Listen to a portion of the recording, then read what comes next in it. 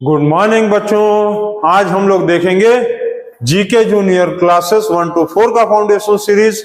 और जीके में बहुत सारे बच्चों ने बहुत सारी चीजों को सीख लिया है। अब तो छोटे छोटे बच्चे जो है मल्टीप्लाई को जो है तुरंत चुटकी बजाकर बनाना भी सीख गए हैं। और आप इसी तरह से पढ़ते रहो और आपके लिए बहुत सारे ट्रिक्स जो है अब सर भी ले आएंगे।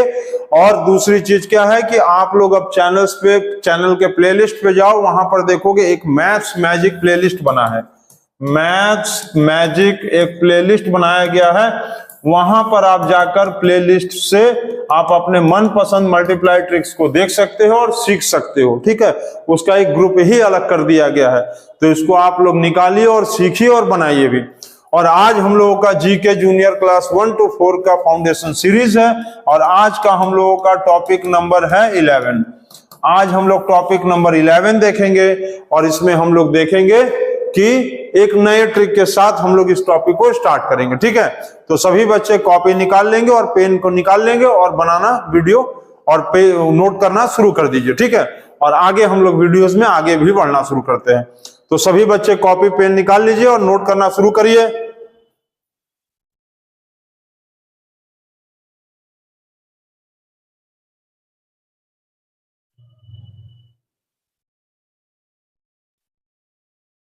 चलिए, आज एक हम लोग सबसे पहले मैथ्स ट्रिक से स्टार्ट करते हैं। जैसे मान लो 104 और 109 आपको दे दिया है, मल्टीप्लाई करो, तो कैसे करोगे? कैसे करोगे बताओ तो सबसे पहले आप क्या करोगे कि 9 4 जा 36 लिख लो। और क्या करोगे? 9 4 जा 36 और 1 1 जा आप यहां 1 लिख लो। ठीक, अब क्या करो यहां पर कि 9 1 जा 9 लिख लो, 4 1 जा 4 लिख लो और इसको प्लस कर दो, यहां हो गया 13। तो 1 1 3 3 6।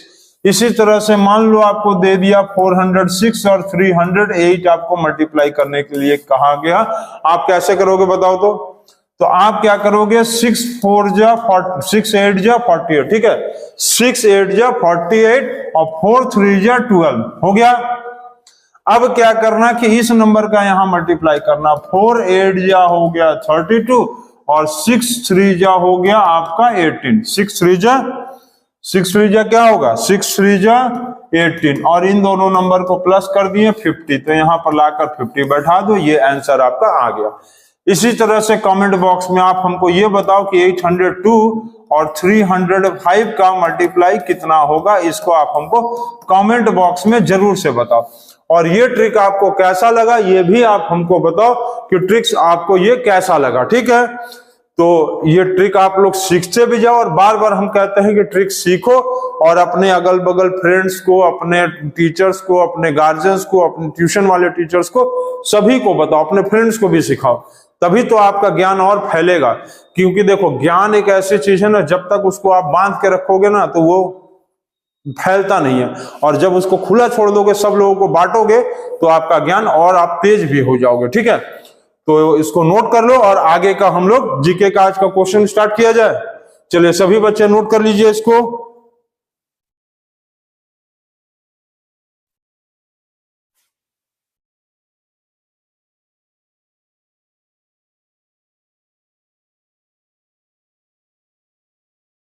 सभी बच्चे इसको नोट कर लिए हैं। चलिए अब आगे का देखा जाए। फर्स्ट नंबर क्वेश्चन आज का क्या आ गया?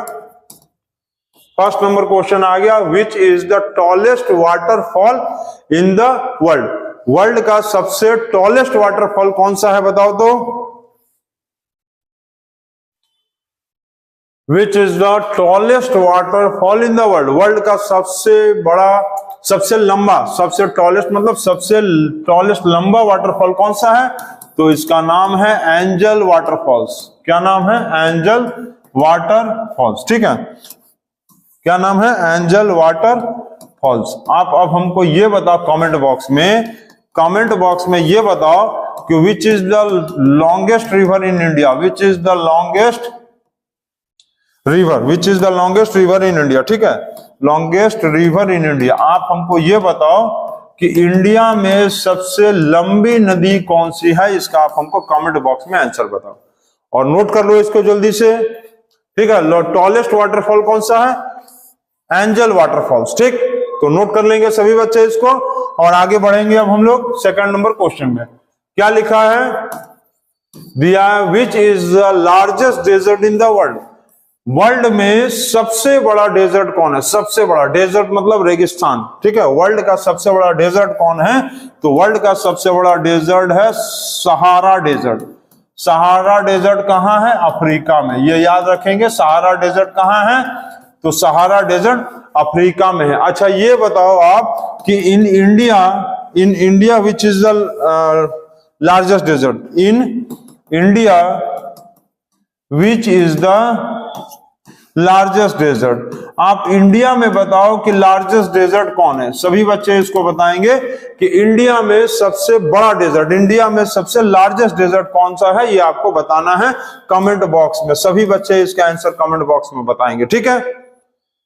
इसको नोट कर लीजिए, जल्दी से नोट करिए सभी बच्चे।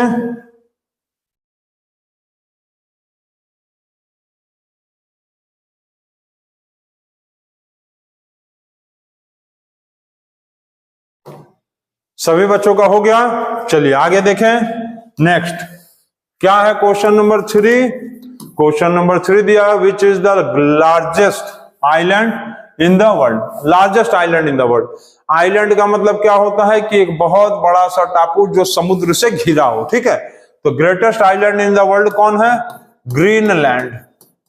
ग्रीनलैंड जो है वो greatest island in the world है। अच्छा ये आप हमको बताओ कि इंडिया में इंडिया का लार्जेस्ट एरिया वाला स्टेट कौन सा है? बताओ तो कमेंट बॉक्स में। इंडिया का सबसे बड़ा लार्जेस्ट एरिया वाला स्टेट कौन सा है, ये आप बताओ कमेंट बॉक्स में। देखते हैं कौन बच्चा बता सकता है।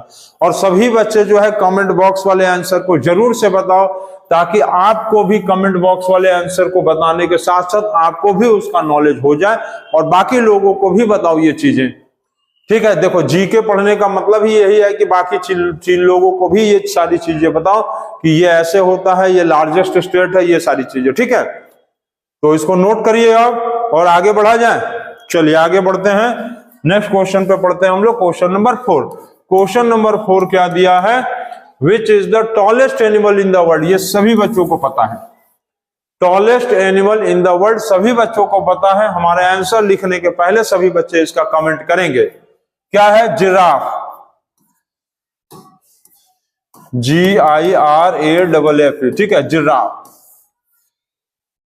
जिराफ जो है वो वर्ल्ड का सबसे लंबा जानवर है, सबसे लंबा जानवर होता है जिराफ, ठीक है। अच्छा ये बताओ कि नेम अ फ्लाइटलेस बर्ड। नेम है फ्लाइटलेस बर्ड बताओ तो। ऐसा पंछी का नाम बताओ जो उड़ नहीं सकता है, इसका कमेंट बॉक्स में आंसर बताओ। ऐसे पंछी का नाम बताना है जो उड़ ही नहीं सकता है, ऐसे पंछी का नाम बताना है आपको। इसको नोट करो जल्दी से सभी बच्चे।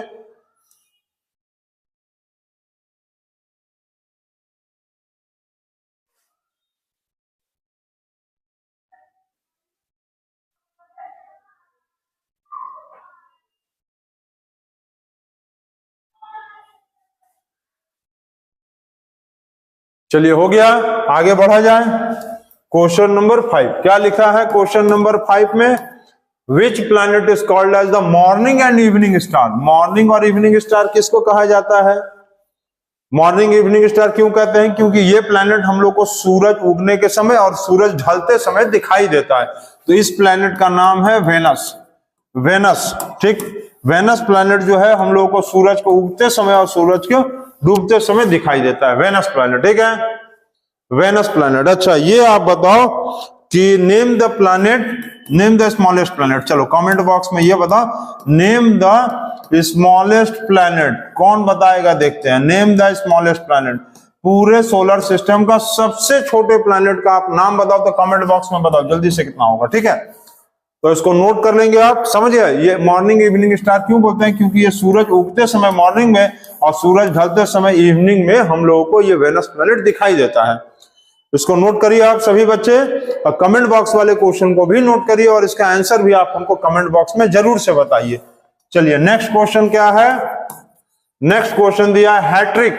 Hat trick is used in which sports. Hat trick किस शब्द वर्ड में, हैट्रिक जो शब्द है वो किस स्पोर्ट्स में यूज होता है? हैट्रिक जो शब्द है वो किस स्पोर्ट्स में यूज होता है? और बहुत सारे बच्चों को पता है क्योंकि वो बच्चे ये गेम को खेलते भी हैं। क्रिकेट, क्रिकेट जो है एक शब्द है, क्रिकेट एक गेम है जिसमें हैट्रिक वर्ड यूज होता है। वो उसका मतलब क्या होता है? 3 बॉल में 3 विकेट। जब कोई भी बॉलर जब 3 बॉल में 3 विकेट ले लेता है तो उसको कहते हैं हैट्रिक। और लगातार 3 बॉल में, समझ गए, लगातार 3 बॉल फेंकेगा और 3 बॉल में 3 विकेट ले लेगा, या 3 बैट्समैन को क्या करेगा? 3 बैट्समैन को आउट कर देगा। इसका मतलब उसको बोलते हैं हैट्रिक। ठीक है। अच्छा, क्रिकेट का हिंदी किसी को पता है? क्रिकेट का किसी भी बच्चे को हिंदी पता है? हम आपको बताते हैं। क्रिकेट का मतलब होता है लंब, दंड, गोल, पिंड, दौड़, भाग, उछल कूद, खेल, प्रतियोगिता। समझ गए? लंब, दंड, गोल, पिंड, धर, पकड़, दौड़, भाग, उछल कूद, खेल, प्रतियोगिता। तो इसको आप नोट कर लेंगे, इसका हिंदी भी आप जान गए। चलिए आगे बढ़ा जाए। चलिए आगे बढ़ते हैं। क्वेश्चन नंबर 8 नहीं, क्वेश्चन नंबर 7 का भी आंसर लिखना है हम लोग को। चलिए क्वेश्चन नंबर 7 का आंसर देखते हैं। How many players are there in cricket team? ये तो सभी बच्चों को पता होगा क्योंकि सभी बच्चे क्रिकेट खेलते हैं। और जब पता चला बैटिंग कर लेते हैं तो भाग जाते हैं, बोलते हैं हम बॉलिंग नहीं करेंगे, फील्डिंग नहीं करते हैं। ये बच्चों का आदत होता है। तो क्रिकेट टीम में कितने प्लेयर होते हैं? 11 प्लेयर्स। ठीक, एक क्रिकेट टीम में 11 प्लेयर होते हैं। 11 प्लेयर होते हैं क्रिकेट टीम में। ठीक है। अच्छा, किसी भी बच्चे को आपको ट्रिक याद है? 1628 इंटू 25। चलो 1648 इंटू 25 ट्रिक याद है आपको? कैसे करना था बताओ तो। कोई भी बच्चे को जिसको भी ये ट्रिक याद है, आप हमको कमेंट बॉक्स में जल्दी से बताओ कि इसका आंसर क्या होगा। 1628 को 25 से ट्रिक से मल्टीप्लाई करना है, not by using calculator. You will have to do this calculation by using tricks, not calculator. ठीक है। ट्रिक से कौन बच्चा बता सकता है? ईमानदारी से ट्रिक से बताना, नॉट कैलकुलेटर से। ठीक है। आप नोट कर लिए इसको। चलिए हो गया, आगे बढ़े। चलिए नेक्स्ट क्वेश्चन है, आ गया क्वेश्चन नंबर 8। क्या है? How many bones are there in humans? Human body में कितना बोन होता है? टीचर जब कुटैया करेगा तब आपका हड्डी टूटेगा। अभी फिलहाल कितना बोन होता है ये बताइए। तो 206 बोन्स होता है। मानव शरीर में 206 बोन्स होता है। पापा मम्मी बोलते हैं ना कि बढ़िया से पढ़ो ना तो मार के हड्डी तोड़ देंगे, उसके पहले का। तो ह्यूमन बॉडी में 206 बोन्स होता है। इसीलिए कहा जा रहा है अच्छे से पढ़ो ना, पापा मम्मी गुस्सा आ जाएंगे तो पीटने लेंगे। ठीक, तो आप लोग अच्छे बच्चे हैं और अच्छे से पढ़ाई करें। ऐसा काम ही मत करिए कि पापा मम्मी को पीटना पड़े। तो 206 बोन्स होता है। और ये बताओ कि name the largest bone, name the longest bone बताओ तो। Name the longest bone in human. Longest bone in human आपको बताना है कमेंट बॉक्स में। ठीक है। Longest bone in human in comment box में बताना है। Name the longest bone in human. ठीक, इसको नोट करिए आप। हो गया, सभी बच्चों का हो गया है? सभी बच्चे बना लिए, नोट कर लिए। चलिए आगे बढ़ा जाए। Question number 9। Question number 9 is find half of 250। 250 का हाफ क्या होता है बताओ तो। 250 का हाफ का मतलब क्या करेंगे? 2 से डिवाइड कर दो। अरे 250 का हाफ का मतलब क्या है? 2 से डिवाइड कर दो। तो इसको डिवाइड कर लो, 2 1 जा 2, फिर ये हो गया 5, फिर 2 2 जा 4, 1 और 2 5 जा 10। हो गया खत्म। और ये आंसर आ गया 125। अच्छा, ये बताओ तो आप डबल ऑफ 386 कितना होगा? डबल ऑफ 386 कितना होगा? इसको आप कमेंट बॉक्स में हमको बताओ। डबल ऑफ 386 कितना होगा? इसको आपको कमेंट बॉक्स में बताना है। देखते हैं कौन बच्चा बताता है। नोट कर लिए हैं? सभी बच्चे नोट कर लिए हैं? छोटे छोटे 1 क्लास वाले बच्चे भी नोट कर लिए हैं? बिल्कुल नोट करिए आप लोग। छोटे 1 क्लास वाले बच्चे जो है वो थोड़ा धीरे धीरे अभी सीखेंगे। उनके पापा मम्मी से रिक्वेस्ट है, उनके पापा मम्मी, उनके सिस्टर, भैया, दीदी जो भी है, सभी बच्चों से, हमारा सभी गार्जियन से रिक्वेस्ट है, आप अपने बच्चों को थोड़ा बैठाकर उनके साथ अपना लिखना सिखाइए। उनको 1 2 वाले बच्चे थोड़ा धीमा लिखते हैं, उनको इसी बहाने दीजिए और टाइम दीजिए कि जैसे जैसे सर लिख रहे हैं आप भी इसी स्पीड से लिखते चलो। उनका एक प्रैक्टिस बन जाएगा लिखने का। जो आप लोग कंप्लेन करते हैं कि सर मेरा बच्चा नहीं लिख पाता है, धीमा लिखता है, मोबाइल में हम जितना देर लग रहा है हमको लिखने में, उतने ही देर में उनको आप लिखवाइए, क्योंकि हम बीच बीच में बोलते भी हैं, तो उतने ही समय में उनको कहिए कि लिख लें वो, ठीक है। इससे उनका लिखने का भी प्रैक्टिस हो जाएगा। चलिए, owl is known for intelligence. Owl मतलब उल्लू, और हम लोग बोलते हैं एकदम उल्लू हो क्या, तो आउल इंटेलिजेंट होता है। आउल इंटेलिजेंट होता है? ट्रू नहीं, फॉल्स। आउल इंटेलिजेंट नहीं होता है, मतलब ये गलत सेंटेंस है। फॉल्स का मतलब गलत, तो आउल इंटेलिजेंस होता ही नहीं है, वो तो बुद्धू होता है। आउल मतलब बोलते हैं ना कि एकदम उल्लू हो क्या, बेवकूफ हो क्या, इसलिए तो आउल इंटेलिजेंस के लिए नहीं जाना जाता। आउल किसके लिए जाना जाता है? आउल जाना जाता है पुलिस के लिए, बेवकूफ के लिए, उल्लू। अच्छा ये बताओ, फेथफुल एनिमल कौन होता है? हम लोगों का फेथफुल एनिमल कौन होता है? कमेंट बॉक्स में आप इसको हमको बताओगे। फेथफुल एनिमल कौन होता है? कमेंट बॉक्स में आप इसको बताओगे हमको, ठीक है। तो सभी बच्चे इसको बनाएंगे, और जीके में फिर हम बार बार आपसे कह रहे हैं कि आप जितने भी जीके को पढ़ते हो, मैथ्स के ट्रिक को पढ़ते हो, वो सारे ट्रिक्स को, सारे जीके क्वेश्चंस को आप अपने फ्रेंड से, अपने गार्जियन से, अपने पापा से, मम्मी से, टीचर से, स्कूल के टीचर से, कोचिंग के टीचर से, सभी लोग से डिस्कस करिए, और आपको इससे जीके आपका एक बहुत अच्छा खासा तैयार हो जाएगा, और जिसके कारण आप आपको क्लास में हमेशा आगे पाएंगे, फर्स्ट आएंगे, ठीक है। तो thank you and good bye.